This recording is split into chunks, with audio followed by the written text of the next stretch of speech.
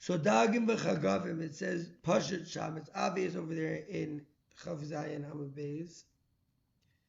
Dagim delav b'nei shchita nenhumi nalan ilim mishum dichsiv atzon v'habakar.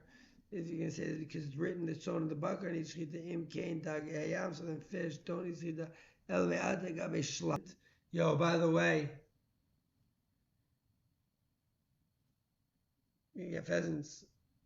You know, we know how to cut bird, how to shech the bird. Now I can get pheasants. Obviously, I'm still going to be practicing. It's probably wild. A pheasant. Pheasant is no peasant. It's royalty of birds. You think a pheasant is pigeon side? I don't know. The ducks were big.